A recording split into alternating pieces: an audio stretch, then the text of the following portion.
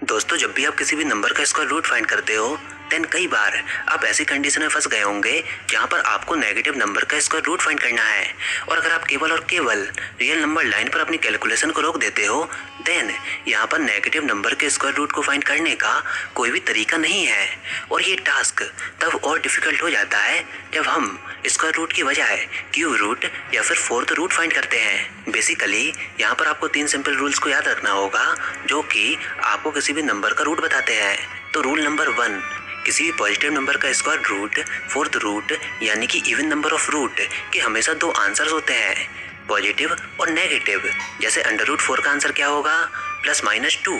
√16 का क्या आंसर होगा, +-4। मतलब जब भी हम किसी भी पॉजिटिव नंबर का इवन रूट फाइंड करते हैं देन हमको हमेशा 2 आंसर मिलते हैं। पहला आंसर होता है पॉजिटिव और दूसरा आंसर होता है नेगेटिव। नाउ रूल नंबर 2, किसी भी नेगेटिव नंबर का स्क्वायर रूट फोर्थ रूट यानी कि इवन नंबर ऑफ रूट का कोई भी आंसर नहीं होता, यानी कि √-4 रूल नंबर 2 के अनुसार इसका कोई भी आंसर नहीं होगा। नाउ तीसरा रूल ये कहता है कि किसी भी नंबर का भले ही वो कोई भी नंबर हो, चाहे पॉजिटिव या फिर नेगेटिव, उसका cube root, fifth root, seventh root यानी कि ऑड नंबर ऑफ रूट, इसका केवल एक आंसर होता है जिसका साइन ओरिजिनल नंबर के जैसे होता है। अब देखा जाए तो ये तीनों रूल्स काफ़ी फ्रस्ट्रेटिंग और काफ़ी रैंडम है और इनको याद करना भी डिफिकल्ट है। और 18वीं शताब्दी के पहले हमारे सारे मैथमेटिशियंस इन्हीं सारे रूल्स के साथ डील करते थे। तो अभी जो मैंने आपको रूल्स बताए ये वो रूल्स हैं जो कि हर एक मैथमेटिशियंस को याद करने होते थे 17वीं शताब्दी में। अब आगे बढ़ने से पहले आप इस वीडियो को थोड़ा ध्यान से देखिएगा क्योंकि इसमें मैं एक गिव अवे करने वाला हूँ जिसके बारे में मैं आपको इस वीडियो के एंड में बताऊंगा। तो चलिए अब आगे बढ़ते हैं।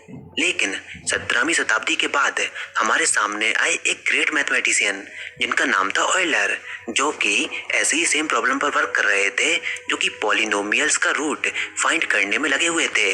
उनके मन में भी यही सेम प्रॉब्लम थी कि x = √-1 में x की वैल्यू क्या है। और ये बिल्कुल क्वाड्रेटिक इक्वेशन x² + 1 = 0 की तरह सिमिलर है। वो इस बात से काफ़ी परेशान थे कि ज़्यादातर पॉलिनोमियल्स के पास ऐसे ही रूट्स होते हैं जो कि एग्जिस्ट ही नहीं करते, जिनमें square root of negative number होता है।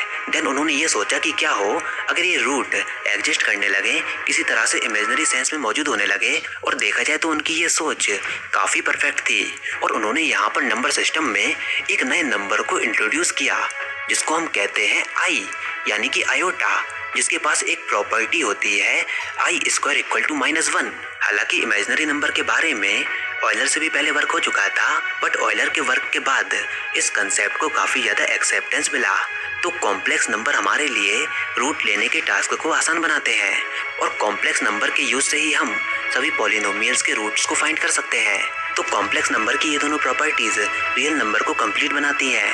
पर अब यहाँ पर थोड़ी प्रॉब्लम्स भी आई कि लोगों ने इस बात को पूछना शुरू किया कि आखिर √-1 क्या होता है। तो इसका आंसर उनके पास आया कि √-1 होता है +-i।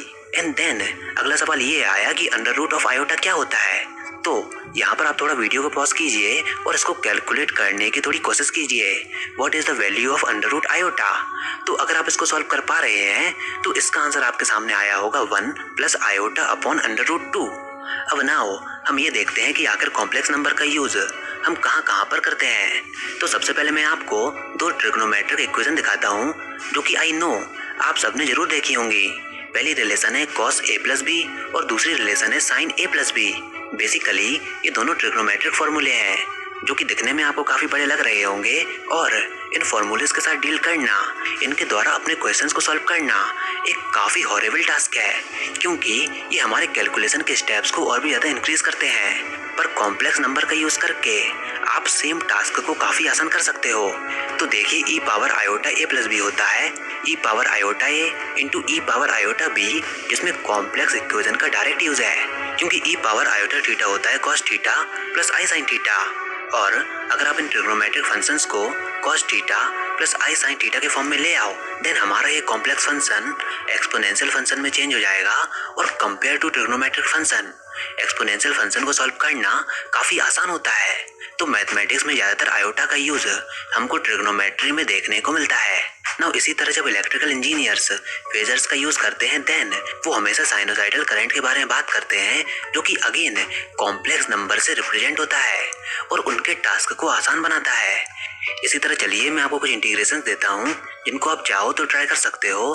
तो पहला इंटीग्रल रहा integral 0 to infinity sin x upon x dx। Second integral minus infinity to plus infinity 1 upon 1 plus x square dx। तीसरा integral integral 0 to pi 1 upon 2 cos x plus 1 dx। And चौथा integral minus infinity to plus infinity px upon qx into dx। जहाँ पर p और q polynomials हैं तो एक बार आप इनको ट्राई जरूर कीजिए। तो अगर आप पहली बार इन इंटीग्रल्स को ट्राई करोगे तो डेफिनेटली आप आधी कैलकुलेशन के रास्ते में फंस जाओगे, क्योंकि इन इंटीग्रल्स को रियल नंबर लाइन के द्वारा सॉल्व करना काफ़ी टाइम कंज्यूमिंग और चैलेंजिंग टास्क है। बट अगर आप सेम इंटीग्रेशन को कॉम्प्लेक्स नंबर के द्वारा सॉल्व करने की कोशिश करो देन आपके लिए ये टास्क काफ़ी आसान हो जाएगा। इसी प्रकार से साइंस और मैथमेटिक्स में कुछ ऐसी फील्ड हैं जिनको बिना कॉम्प्लेक्स नंबर के स्टार्ट ही नहीं किया जा सकता, और ये कोई छोटी मोटी ब्रांचेस नहीं बल्कि इनके ऊपर मॉडर्न एरा का पूरा रिसर्च वर्क चल रहा है। इसमें पर्टिकुलरली आती है क्वांटम मैकेनिक्स। क्वांटम मैकेनिक्स में जब भी हम प्रोबेबिलिटी की बात करते हैं देन वहाँ पर कॉम्प्लेक्स नंबर का यूज होता है।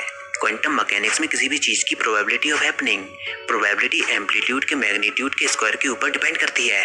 तो सपोज अगर probability amplitude iota upon under root 2 है देन इसकी प्रोबेबिलिटी क्या होगी आयोटा अपॉन अंडर रूट 2 का होल स्क्वायर। और देखिए आयोटा का स्क्वायर होता है -1, और क्योंकि यहाँ पर हम मैग्नीट्यूड को कंसीडर कर रहे हैं तो इस केस में हमको आंसर मिलेगा 1/2, यानी कि यहाँ पर हाफ प्रोबेबिलिटी होगी। प्रोबेबिलिटी ही नहीं बल्कि क्वांटम मैकेनिक्स की बैकबोन जिसको हम कहते हैं श्रोडिंगर इक्वेशन, वो भी इमेजिनरी नंबर आयोटा से स्टार्ट होती है, जिसको आप अपनी स्क्रीन पर देख सकते हो। इसका पहला ही टर्म यानी कि iota h cut imaginary number i से ही स्टार्ट होता है। यहाँ पर साई पार्टिकल के लोकेशन का प्रोबेबिलिटी एम्पलीट्यूड है। खैर इस पर बात करना एक अलग ही टॉपिक है, पर यहाँ पर पॉइंट ये है कि आप कॉम्प्लेक्स नंबर से पीछा नहीं छुड़ा सकते और ना ही आप क्वांटम मैकेनिक्स को रियल नंबर के साथ सॉल्व कर सकते हो। तो भले ही कॉम्प्लेक्स नंबर इमेजिनरी हो जो कि हमारी नंबर लाइन में नहीं आते हो, पर एक्चुअल में मैथमेटिक्स और फिजिकल कैलकुलेशन में ये हमारा टास्क रियल नंबर से भी ज़्यादा आसान कर देते हैं। ये हमारे लिए कैलकुलेशंस को आसान बना देते हैं।